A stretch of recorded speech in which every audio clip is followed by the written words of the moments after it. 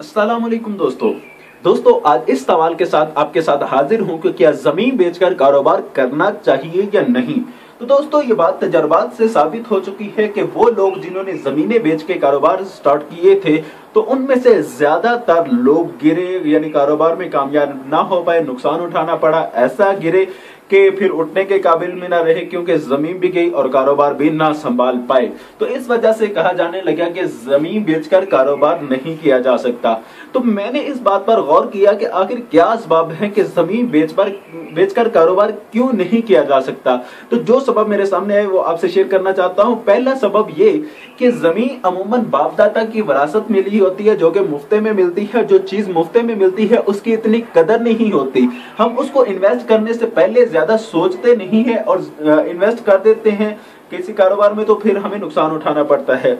और दूसरी बात यह कि हम जब बड़े बड़े बिजनेसमैन को देखते हैं, बड़े बड़े कारोबारी लोगों को देखते हैं कि अच्छी अर्निंग कर रहे हैं, तो हम भी उनके पीछे चलने की कोशिश करते हैं कि उसने ये कारोबार कर रहा है इतने बड़े लेवल पे, मैं भी वही कारोबार करता हूं। तो हम उसका वो बड़ा कारोबार तो देख रहे होते हैं, लेकिन उसका वो छोटा कारोबार नहीं देख रहे होते कि जिससे वो लेकर चला था और रास्ता तरक्की करते करते, स्टेप तय करते करते वो यहाँ तक पहुंचा था। क्योंकि ये कारोबार का एक रूल है, पहला हट्टी, ये पंजाबी में कहा जाता है, पहला हट्टी फिर चट्टी तो फिर खट्टी। यानी कि हट्टी से मुराद दुकान, यानी पहले आप दुकान डालते हैं, फिर आपको चट्टी बर्दाश्त करनी पड़ती है, फिर उसके बाद खट्टी आती है, यानी प्रॉफिट आता है, बहुत ज्यादा मुनाफा आता है। तो हम जो है डायरेक्टली उसकी खट्टी को देखते हैं, उसकी हट्टी को देखते हैं, लेकिन वो दरमियान वाली जो उसे चट्टी बड़ी है वो नहीं देखते। तो जब हम बड़ी रकम इन्वेस्ट करते हैं तो हमें बड़ी चट्टी उठाना पड़ती है, बड़ा नुकसान उठाना पड़ता है, जिसकी वजह से दोबारा फिर उठा नहीं जाता। तो इसका बेहतरीन हाल ये है कि आप जो है इसको छोटे लेवल से लेके चले। किस अंदाज में कि आप किसी भाई से, दोस्त से, रिश्तेदार से, खाला से, फुफ्फी से, नानी से, दादी से, किसी से उधार पैसे पकड़ लें और छोटे लेवल से लेकर चले और उसमें अपने अप्स एंड डाउन सीखें, कहाँ पे नुकसान हो रहा है, कितना प्रॉफिट हो रहा है, क्या इसकी प्रॉफिट रेशियो है, सारा समझे। फिर उसके बाद अगर आप जमीन बेचना चाहते हैं तो फिर बेच के उसको इन्वेस्ट करें।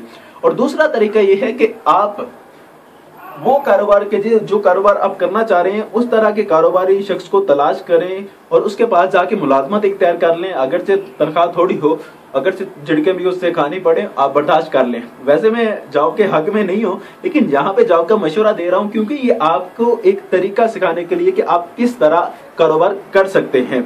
वो कहते हैं ना कि मिटा दे अपनी हस्ती को अगर कुछ मर्तबा चाहिए, कि दाना खाक से मिलकर गुले गुलजार बनता है। तो इसमें आपने आपको थोड़ा मिटाना पड़ेगा, उसकी मुलाजमत इख्तियार करनी पड़ेगी, नौकरी इख्तियार करनी पड़ेगी, फिर उसे अपना उस्ताद भी मानना पड़ेगा। उस्ताद मान के उससे कुछ टिप्स लीजिए कि कैसे कैसे नुकसान हो रहा है, कैसे प्रॉफिट हो रहा है, उसके पास सीखिए। चंद दिन नहीं बल्कि चंद मंथ लगाएं उसके पास और सीखें, फिर आके अपना कारोबार स्टार्ट कर ले।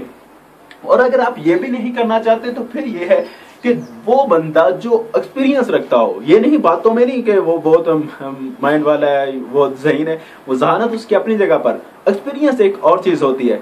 जिसने वो कारोबार किया हो और वाकई उसे समझ बूझ हो कारोबार करने से, तो उसके साथ मिलकर आप कारोबार स्टार्ट कर लीजिए। तो अगर आप इस तरह भी नहीं करना चाह रहे, किसी से मिलना भी नहीं चाह रहे, तो फिर ये कीजिए कि जो वो कारोबार कर रहा है उस तरह के 3-4 लोगों से मिलिए और उनसे उसके बारे में पूछिए कि इसमें नुकसान क्या है, प्रॉफिट क्या है, कितनी रेशियो है। उससे से ज्यादा क्वेश्चन करें और उसके बारे में जाने, अच्छी तरह जानने के बाद फिर कारोबार स्टार्ट करें। उम्मीद है कि अल्लाह ताला इसमें बरकत देगा और आप कामयाब होते चले जाएंगे। अगर वीडियो पसंद आए तो इसको शेयर और सब्सक्राइब करना मत भूलिएगा। जज़ाकल्लाह।